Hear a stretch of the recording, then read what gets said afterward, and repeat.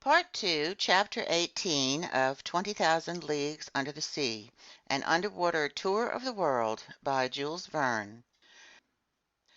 Chapter 18, The Devilfish.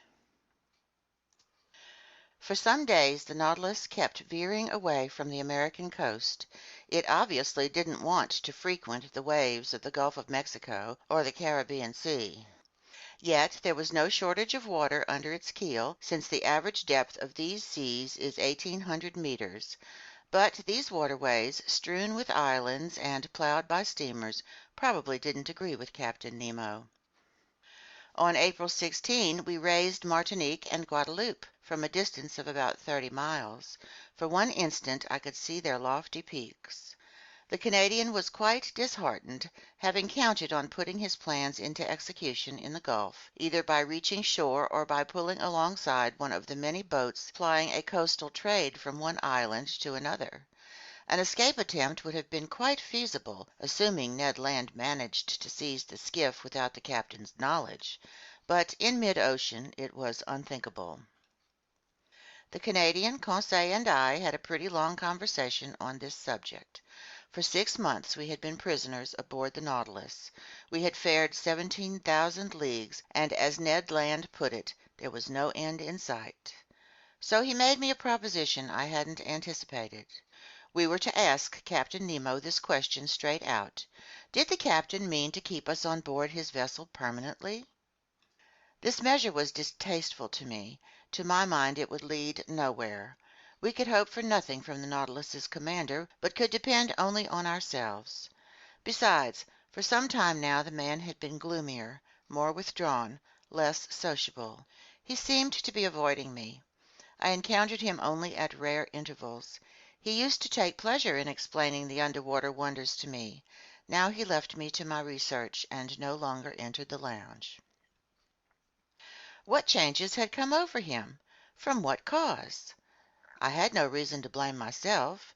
Was our presence on board perhaps a burden to him? Even so, I cherished no hopes that the man would set us free. So I begged Ned to let me think about it before taking action. If this measure proved fruitless, it could arouse the captain's suspicions, make our circumstances even more arduous, and jeopardize the Canadian's plans. I might add that I could hardly use our state of health as an argument. Except for that grueling ordeal under the ice bank at the South Pole, we had never felt better, neither Ned, Conseil, or I. The nutritious food, life-giving air, regular routine, and uniform temperature kept illness at bay, and for a man who didn't miss his past existence on land, for a Captain Nemo who was at home here, who went where he wished, who took paths mysterious to others if not to himself in attaining his ends, I could understand such a life. But we ourselves hadn't severed all ties with humanity. For my part, I didn't want my new and unusual research to be buried with my bones. I had now earned the right to pen a definitive book on the sea, and sooner or later I wanted that book to see the light of day. There once more, through the panels opening into these Caribbean waters, 10 meters below the surface of the waves, I found so many fascinating exhibits to describe in my daily notes. Among other zoophytes there were Portuguese men-of-war known by the name Phacelia pelagica, like big oblong bladders with a pearly sheen, spreading their membranes to the wind, letting their blue tentacles drift like silken threads. To the eye, delightful jellyfish, to the touch, actual nettles that ooze a corrosive liquid. Among the articulates there were annelid worms 1½ meters long, furnished with a pink proboscis, equipped with 1,700 organs of locomotion, snaking through the waters, and as they went, throwing off every gleam in the solar spectrum. From the fish branch there were manta rays, enormous cartilaginous fish 10 feet long and weighing 600 pounds, their pectoral fin triangular, their mid-back slightly arched, their eyes attached to the edges of the face at the front of the head. They floated like wreckage from a ship, sometimes fastening onto our windows like opaque shutters. There were American triggerfish, for which nature has ground only black and white pigments, feather-shaped gobies that were long and plump with yellow fins and jutting jaws, 16 decimeter mackerel with short, sharp teeth covered with small scales and related to the albacore species. Next came swarms of red mullet, corseted with gold stripes from head to tail, their shining fins all aquiver, genuine masterpieces of jewelry formerly sacred to the goddess Diana, much in demand by rich Romans, and about which the old saying goes, "He who catches them doesn't eat them." Finally, adorned with emerald ribbons and dressed in velvet and silk, golden angelfish passed before our eyes like courtiers in the paintings of Veronese. Spurred giltheads stole by their swift thoracic fins. Thread herring 15 inches long were wrapped in their phosphorescent glimmers. Gray mullet thrashed the sea with their big fleshy tails. Red salmon seemed to mow the waves with their slicing pectorals, and silver moonfish, worthy of their name, rose on the horizon of the waters like the whitish reflections of many moons. How many other marvelous new specimens I still could have observed if, little by little, the Nautilus hadn't settled to the lower strata. Its slanting fins drew it to depths of 2,000 and 3,500 meters. There animal life was represented by nothing more than sea lilies, starfish, delightful crinoids with bell-shaped heads like little chalices on straight stems, top-shell snails, blood-red tooth shells, and fissurella snails, a large species of coastal mollusk. By April 20 we had risen to an average level of 1,500 meters. The nearest land was the island group of the Bahamas, scattered like a batch of cobblestones over the surface of the water. There high underwater cliffs reared up, straight walls made of craggy chunks, arranged like big stone foundations, among which there gaped black caves so deep our electric rays couldn't light them to the far ends. These rocks were hung with huge weeds, immense sea tangle, giant fucus, a genuine trellis of water plants fit for a world of giants. In discussing these colossal plants, Conseil, Ned, and I were naturally led into mentioning the sea's gigantic animals. The former were obviously meant to feed the latter. However, through the windows of our almost motionless Nautilus, I could see nothing among these long filaments other than the chief articulates of the division Brachyuria, long-legged spider crabs, violet crabs, and sponge crabs unique to the waters of the Caribbean. It was about 11 o'clock when Ned Land drew my attention to a fearsome commotion out in this huge seaweed. "Well," I said, "these are real devilfish caverns, and I wouldn't be surprised to see some of those monsters hereabouts." "What?" Conseil put in. "Squid? Ordinary squid from the class Cephalopoda?" "No," I said, "devilfish of large dimensions.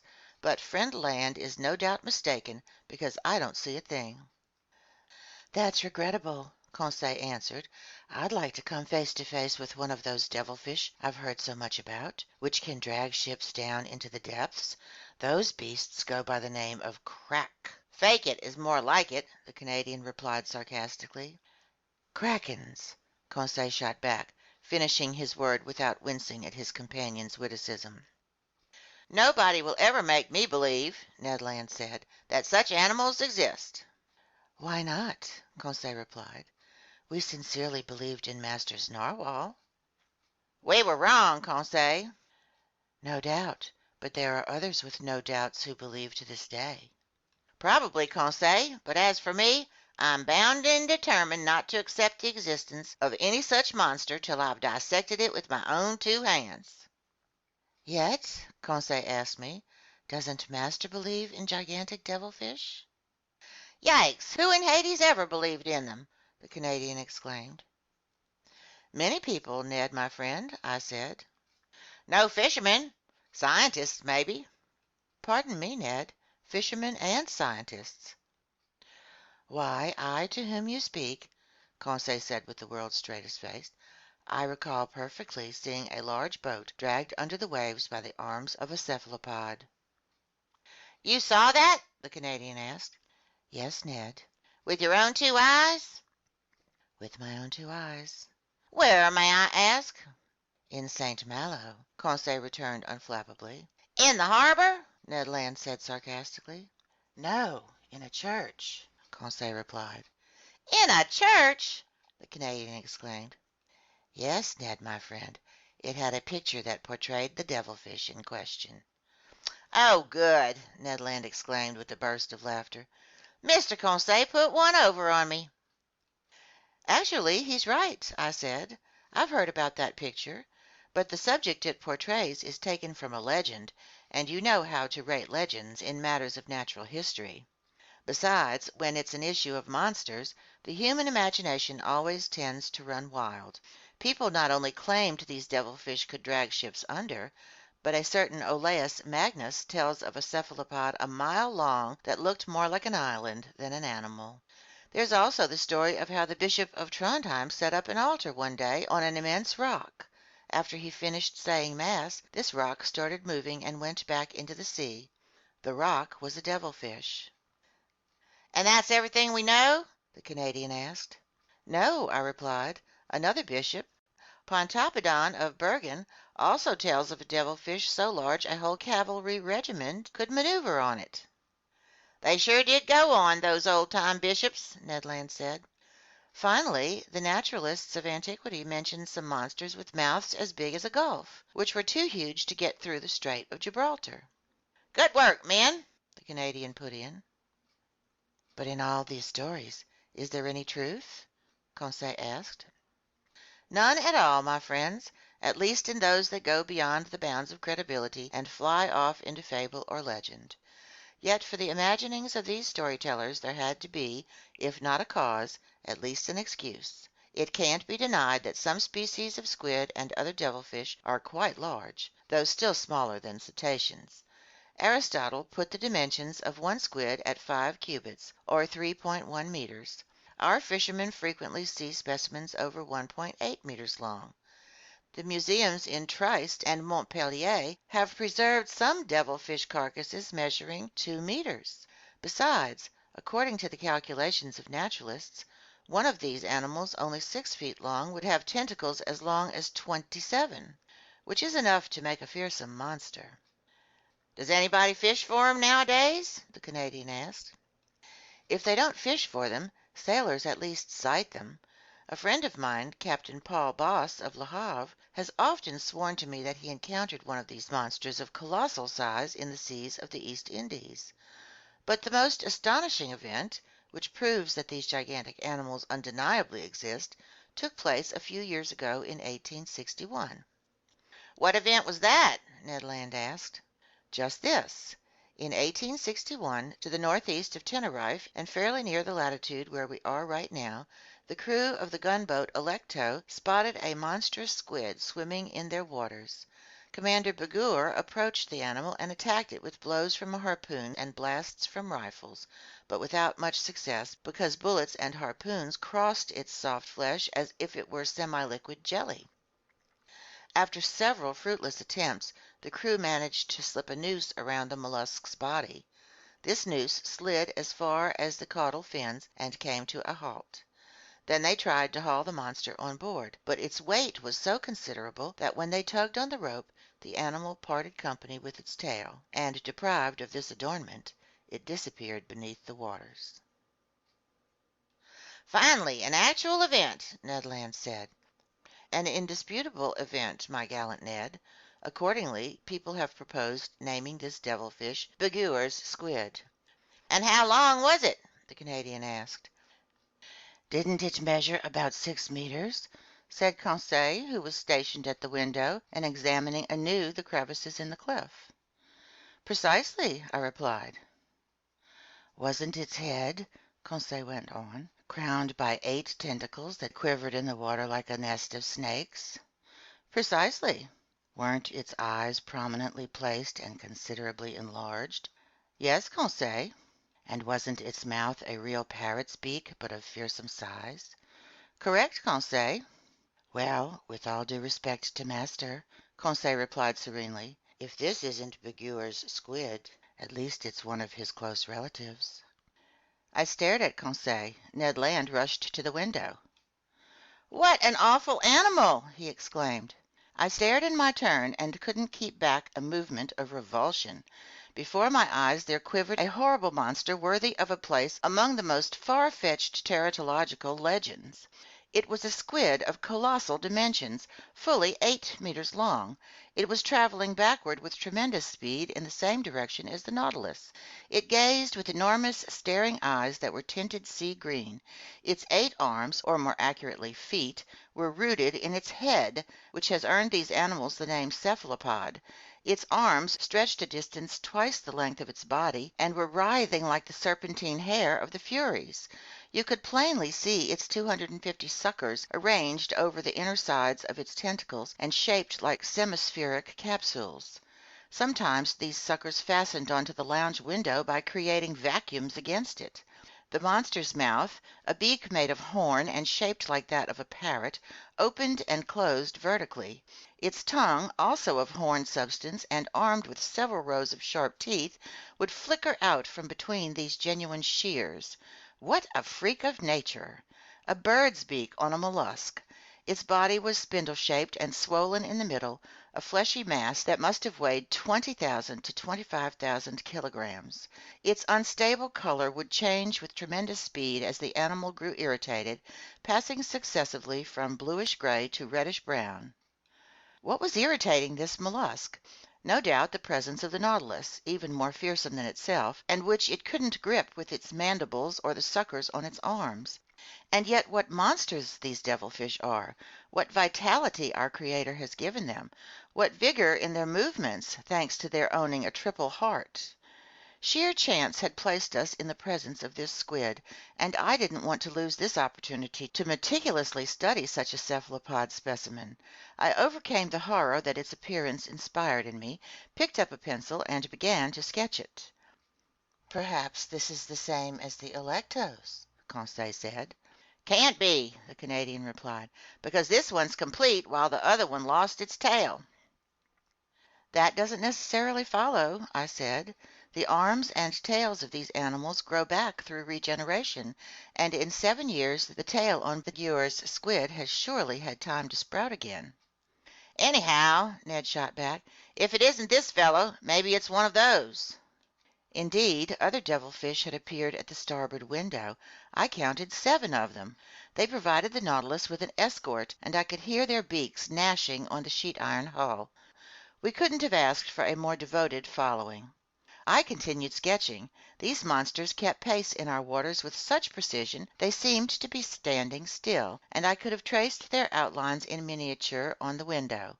But we were moving at a moderate speed. All at once the Nautilus stopped. A jolt made it tremble through its entire framework. "Did we strike bottom?" I asked. "In any event, we're already clear," the Canadian replied, "because we're afloat." The Nautilus was certainly afloat, but it was no longer in motion. The blades of its propeller weren't churning the waves. A minute passed. Followed by his chief officer, Captain Nemo entered the lounge. I hadn't seen him in a good while. He looked gloomy to me. Without speaking to us, without even seeing us perhaps, he went to the panel, stared at the devilfish, and said a few words to his chief officer. The latter went out. Soon the panels closed. The ceiling lit up. I went over to the captain. "An unusual assortment of devilfish," I told him, as carefree as a collector in front of an aquarium. "Correct, Mr. Naturalist," he answered me, "and we're going to fight them at close quarters." I gaped at the captain.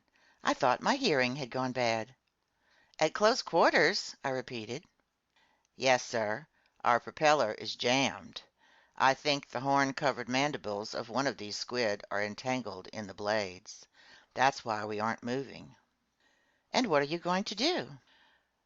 "Rise to the surface and slaughter the vermin." "A difficult undertaking." "Correct. Our electric bullets are ineffective against such soft flesh, where they don't meet enough resistance to go off. But we'll attack the beast with axes." "And harpoons, sir," the Canadian said, "if you don't turn down my help." "I accept it, Mr. Land." "We'll go with you," I said, and we followed Captain Nemo, heading to the central companionway. There some 10 men were standing by for the assault, armed with boarding axes. Conseil and I picked up 2 more axes. Ned Land seized a harpoon. By then the Nautilus had returned to the surface of the waves. Stationed on the top steps, one of the seamen undid the bolts of the hatch, but he had scarcely unscrewed the nuts when the hatch flew up with tremendous violence, obviously pulled open by the suckers on a devilfish's arm. Instantly one of those long arms glided like a snake into the opening, and 20 others were quivering above. With a sweep of the axe, Captain Nemo chopped off this fearsome tentacle, which slid writhing down the steps. Just as we were crowding each other to reach the platform, 2 more arms lashed the air, swooped on the seaman stationed in front of Captain Nemo, and carried the fellow away with irresistible violence. Captain Nemo gave a shout and leaped outside. We rushed after him. What a scene! Seized by the tentacle and glued to its suckers, the unfortunate man was swinging in the air at the mercy of this enormous appendage. He gasped, he choked, he yelled, "Help! Help!" These words, pronounced in French, left me deeply stunned. So I had a fellow countryman on board, perhaps several. I'll hear his harrowing plea the rest of my life. The poor fellow was done for.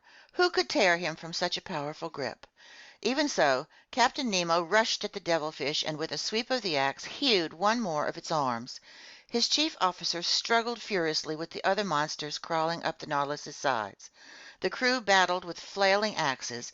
The Canadian, Conseil, and I sank our weapons into these fleshy masses. An intense, musky odor filled the air. It was horrible.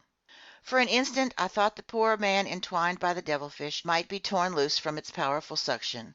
7 arms out of the 8 had been chopped off. Brandishing its victim like a feather, one lone tentacle was writhing in the air. But just as Captain Nemo and his chief officer rushed at it, the animal shot off a spout of blackish liquid secreted by a pouch located in its abdomen. It blinded us. When this cloud had dispersed, the squid was gone, and so was my poor fellow countryman. What rage then drove us against these monsters! We lost all self-control. 10 or 12 devilfish had overrun the Nautilus's platform and sides.